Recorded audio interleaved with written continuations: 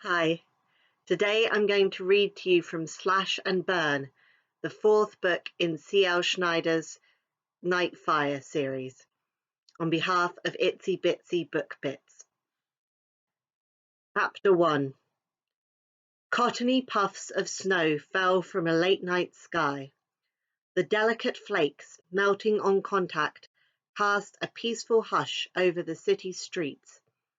After a string of heavy winter storms, the gentle snowfall was pleasant and calming. But the sense of serenity, the postcard perfect moment, was bullshit.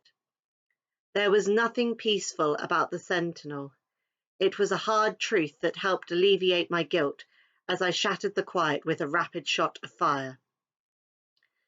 Flame hit dead on, triggering an explosion of blood and burnt scales. Gravity reversed the climb, sending the mess raining back down. Hot fragments sunk with a sizzle into the snowbank. I wasn't too concerned with being spotted. I'd managed to lure my tail to a remote strip mall on the edge of the city. Half the stores were empty. The other half had closed hours ago. I'd drawn some attention as I wound my bike through the streets. Motorcycles were a rare sight this time of year. It was January 31st, and temperatures were well into the hell freezing over range. The drifts left over from our last storm were nearly to the cuffs of my knee-high boots. But with high-end tires, enhanced eyesight, and faster reflexes than a human, and the ability to regulate my body temperature, I made it work. After all, when you're being hounded by shape-shifting bounty hunters, speed and maneuverability are paramount. I threw another volley. The sphere hit the pavement, turning my opponent's forms into silhouettes against the sudden brightness. Shadows scattered and ran for cover. I made a note of their number and direction as I pulled around back and rolled to a stop. Dropping the kickstand, I took my helmet off and released the rowdy red mane piled underneath. I spared a moment to tame the beast into a ponytail. After all, my pursuers weren't going anywhere. I was their mission. The guild had charged them with retrieving the nefarious traitor Dahlia Nite, as one delighted in shouting at me. Their objective? Drag me to Drymira and drop me at the feet of the unhinged dragon queen they served. No surprise in my book. It was a tired tale I'd been told for 100 years. Nalish would have made their orders clear: succeed or die trying. Time to show them which one I prefer. I shed my long leather jacket as I dismounted and spread it out over the bike. At least one of us will stay dry, I thought, as flakes landed on my exposed skin. The backless halter top was practical for shifting, but I would have preferred the soft, worn fabric of my Sal's gym sweatshirt. With a sigh, I settled for scales and released them over my entire upper body. Reviving the sparks in my hands, I jogged to the front of the L-shaped building and across the empty parking lot. It was 11:50 p.m. on a Monday night. No fresh scents wafted out from the dry cleaners, the pretzel place, or the taco shack. The air held only one smell: lidocaine. Soft boots squelched on the frosty ground. I tracked the sound and spun. Fiery jets flew like cannon blasts from my hands, ploughing through the retriever's body and erupting the drift behind him.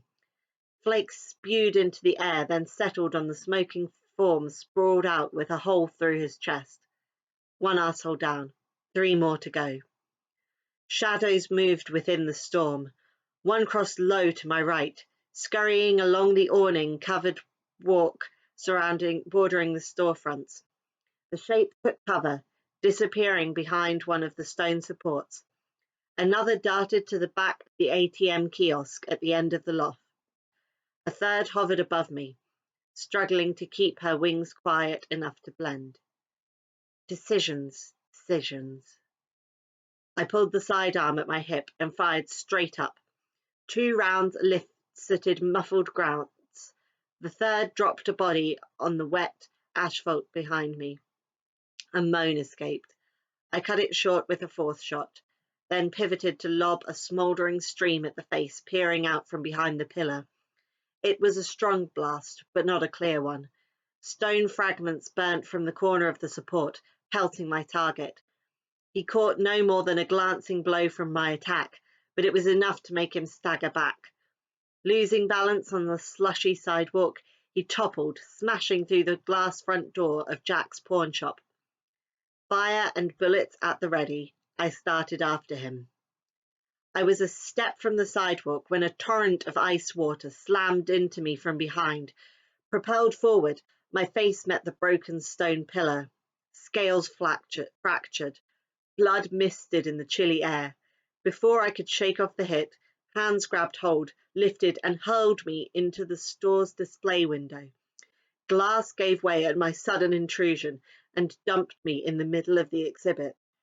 Racks, placards, trays of costume jewellery, and various items for sale flew in all directions as I tumbled off the elevated counter and onto the floor. Ruined trinkets lay all around me, speckled with blood and covered in broken glass. The blue neon sign in the busted window swung back and forth in an empty frame, hanging on by a single wire. Jack's pawn shop was really taking a beating tonight. Cut up, bruised and aching, I wasn't doing much better. I was still blinking, trying to clear my vision, when the bitch who hit me bound gracefully through the busted window frame. Her guild uniform was only a shade darker than her cerulean scales. A ball of ice bounced proudly in her open palm. "Oh, good," I said. "You're here." With determination and a groan, I pushed to my feet. "Saves me the trouble of chasing you down." The retriever stepped over a busted guitar, a ceramic crushed tea set, and a scattered pile of comic books, to leer at me. With bold posture and voice stiff, she commanded, "Your immediate removal from the human world will commence now." "Nice. I love the whole alien bounty hunter vibe you've got going on." I paused to dab at my sore face. "But I think I'll pass." "You have no choice in this.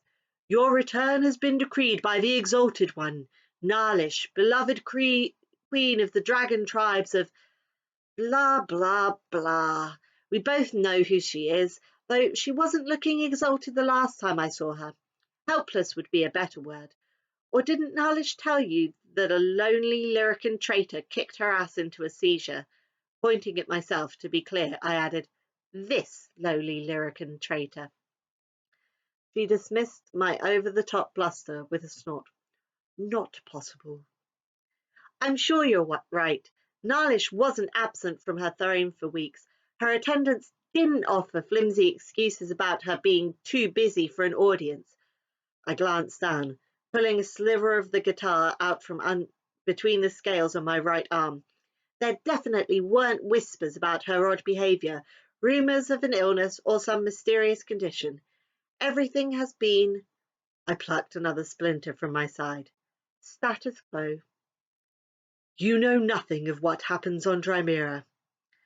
"Based on when you assholes started stalking me, I'd say it took her a solid 7 days to recover. You do know you're the 4th squad that's tried, and failed, to fetch me. Bet she didn't tell you that either." "No more lies! You don't deserve to even speak the Queen's name. Not that I'd expect anything but deceit from a filthy human lover." Her horned jaw lifted. A dark glaze took her eyes. Pupils dilated. Breath moved briskly through her lungs. I'd struck a nerve. "Lyrican are not meant to understand the actions of an elder. We certainly don't need them. We are born only to serve their needs." "And her current need is to reprogram me into submission?" "The warrant is written as a retrieval for questioning." "Nalish wants to talk." My laugh trailed off into a wince as a pang hit my sore ribs. Our last chat involved kidnapping, drugs, and torture for 2 months. Escaping had cost me in too many ways, including the permanent insertion of a preserved dragon eye in my chest. Nalish knocked down so many dominoes when she abducted me. 5 weeks after my escape, and I was still coming to grips with them all. On top of your known crimes, the operative said with disdain, you will be questioned on the Lyrican disappearances, or you could tell me now what you've done with them and save yourself some pain. The retrievers, I told you, they're dead. Not retrievers. Many of those marked for apprenticeship are unaccounted for. Others have disappeared from the tribes. What have you done with them? Are they dead, or did you recruit them? Have you poisoned their minds against the elders? I'm told the weaker of us somehow find your blasphemous ways intriguing. I've heard I have a following, yet all I've seen following me are indoctrinated, incompetent shithead operatives, like you. I flashed a tight smile. And I'm definitely not recruiting. I have enough lost puppies to feed as it is. Then how do you explain the missing? Without any information at all as to what the hell you're talking about, it's no secret creatures have been fleeing their homes in record numbers for months. Even ones that aren't prone to violence are desperate and hungry. Maybe it's a herd of refugees. Sorry, trespassers, I said, using the Queen's favourite word. Something bold and pissed off enough to attack and eat the evidence. Her empty fist clenched hard enough to shake. I will have the truth. The truth? That's easy. I don't give a shit. It's not my problem if her sheep are wandering from their pens. I only hope they're smart enough to stray far outside Drymira's reach. It's the only way they'll ever learn how to think for themselves. I looked her up and down. Clearly, it's too late for you. She unfastened a set of restraints from her belt and tossed them at my feet. The linking chain was made of unbreakable Drymeran metal. The attached gloves were lined with a thin layer on the outside to inhibit my use of fire. Put these on and remove that abhorrent human attire. Abhorrent? I looked down at myself. Who doesn't like leggings? And there's no way I'm putting these shackles on. I reached for my holster. Empty? God damn it. The weapon was in my hand when I hit the window. I must have dropped it. I glanced around the mess, searching. She tossed the sphere of ice from hand to hand. Do you think I care if you cooperate? A corpse travels easier, and you'll revive in time for questioning. You're a fool if you think Nalish ever expected you to retrieve me. She doesn't believe in you. She didn't hand-pick you for this mission. Whatever flattery the Queen spewed when she patted you on the head and sent you off to find me was a lie. You're nothing but an expendable worker bee whose face she's already forgotten. A growl left the retriever's dark lips. Her dilated eyes hardened with a frightening glare as her emotions woke my empathic sense. They were bouncing all over the place, dark and unrestrained. Breath tore through her clenched jaw as her body trembled, begging for action. Is she on something? Her muscles were enlarging. Spines rose to push through the plates on her shoulders. Son of a bitch. She was on something all right, and it wasn't a recreational drug. Nalish was fond of utilizing a particular supernatural cocktail to enhance her operative's abilities. The mutating effects of chrysalis were unpredictable and not always survivable. If Nalish sent an augmented Lyrican after me, I needed to put her down fast, before she got her hands on me. What I didn't need to do was set the building on fire. There! Finally spotting my sidearm, I dove. Her eyes slammed into my shoulder as I slid, forcing me to switch hands as I snatched up the weapon, twisted and fired. Her head snapped back as the bullet blasted through her skull. Her body dropped, scattering the comics. I lowered my gun arm, groaning at the deep ache her strike left in my shoulder. Rubbing the wound, I got up and studied my gloomy surroundings. Somewhere in here was the male who fell through the door. Noticing a red smear on the linoleum, I followed it and found him huddled behind the register counter. It was obvious why he'd declined to join the fight. A large piece of the plate glass door was protruding from his left thigh. Extracting it would have him bleeding out in minutes. I didn't have minutes. He opened his mouth to speak, and I shot him. After a quick detour into the office to blast the computers and any security feed they held to bits, I dragged the male's body outside in the middle of the lot. I went back for the female, then gathered the rest and added them to the pile. Blood wet the shop floor and coloured the layer of slush on the sidewalk and parking lot. The evidence was unfortunate, but I had no time for cleanup. Even if breaking the pawn shop door didn't trigger an alarm, someone would report the gunshots, if not the commotion. It was too quiet for the sound not to travel.